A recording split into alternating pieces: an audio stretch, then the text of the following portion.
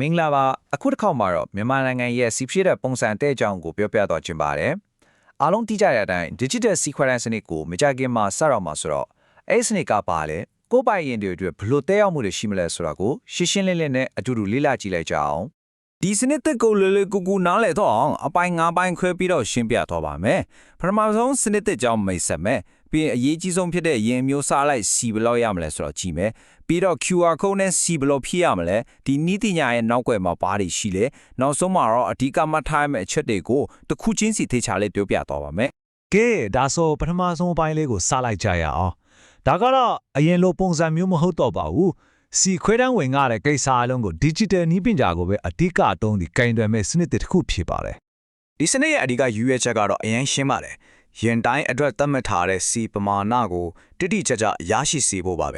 ပြီးတော့ဘဒူကဘလောက်တုံးထားတယ်ဆိုတာကိုလည်းရှင်းရှင်းလင်းလင်းချရခံနိုင်တာကြောင့်အားလုံးအတွက်မျှတာတဲ့ဖြန့်ဖြူရေးစနစ်တစ်ခုဖြစ်လာဖို့ရည်ရွယ်ထားတာပါဟုတ်ပြီအခုရန်မောင်းတွေအတက်အရေးကြီးဆုံးမင်းဟွန်းလို့ပြောရမယ်ဒုတိယပိုင်းကိုရောက်လာပါပြီကိုကမျိုးစားလိုက်တပတ်ကိုစီဘလောက်အထိရနိုင်မလဲဆိုတာကိုအသေးစိတ်ကြည့်လိုက်ကြအောင်ဒါကတော့သက်ဆိုင်ရာကနေတရားဝင်ထုတ်ပြန်ထားတဲ့ဇယားအပြည့်အစုံပေါ့နော်ကြည့်လိုက်ရင်တော့အချက်လက်တွေကတော်တော်များပြီးနည်းနည်းရှုပ်တယ်လို့ထင်ရနိုင်ပါတယ်ဒါကြောင့်စိတ်မပူပါနဲ့နောက် slide မှာလူတုံးအများဆုံးကအမျိုးအစားတွေအတွက်ပဲရိုးရှင်းအောင်ပြန်ပြီးတော့ခွဲပြထားပါတယ်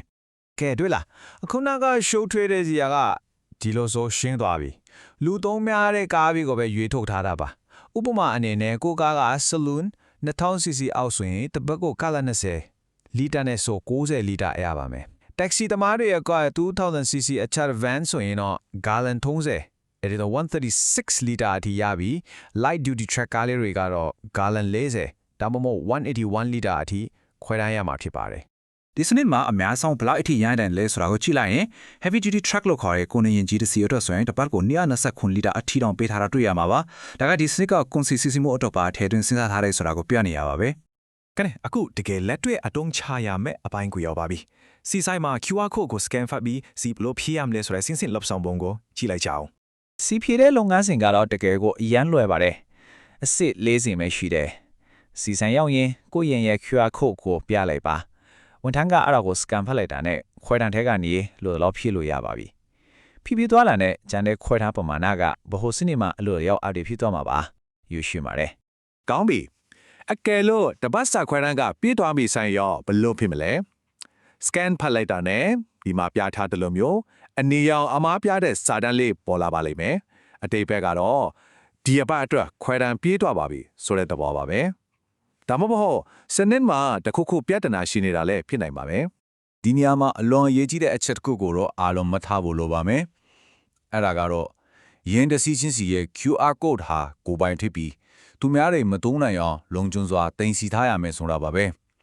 ဒါကကိုယ့်ရဲ့ ATM card pin number လို့ပါပဲကိုယ်တိုင်တာဝန်ယူမှုရှိရှိနဲ့လုံခြုံအောင်ထားဖို့တကယ်ကိုအရေးကြီးပါတယ်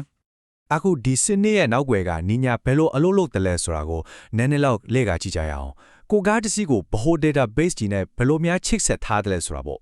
ဒီစနစ်တစ်ခုလုံးကဘယ်အရာပေါ်မှာအခြေခံထားတယ်လဲဆိုတော့အားလုံးကင်ဆောင်ထားကြတဲ့ကနင်းစလို့ခေါ်တဲ့ရင်မပုံတင်ကပ်ပြားပေါ်မှာပါ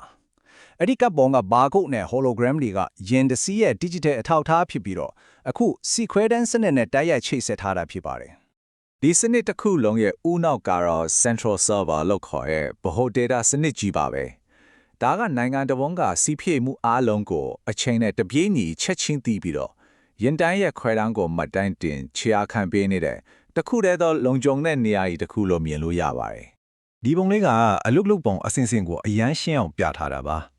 ါစီဆိုင်မှာ QR code ကို scan ဖတ်လိုက်တဲ့အခိုက်အတန့်မှာပဲအဲ့ဒီတောင်းဆိုချက်က internet ကနေတဆင့် central server စီကိုတိုင်းရိုက်ရောက်သွားတယ်ဆာဗာကခွဲတန်းရှိမရှိစစ်ဆေးပြီးတော့ခွင့်ပြုကြောင်ပြန်ကြောင်းကြားတဲ့လုပ်ငန်းစဉ်တစ်ခုလုံးကစက္ကန့်ပိုင်းခွင့်မှာပဲဖြစ်သွားတာပါကဲအခုပြောခဲ့တာတွေအားလုံးကိုပြန်ပြီးတော့ခြုံငုံကြည့်လိုက်အောင်ရင်မောင်းတဲ့မဖြစ်မနေမှတ်ထားရမယ့်အဓိကအချက်တွေကဘာလို့ဖြစ်မလဲ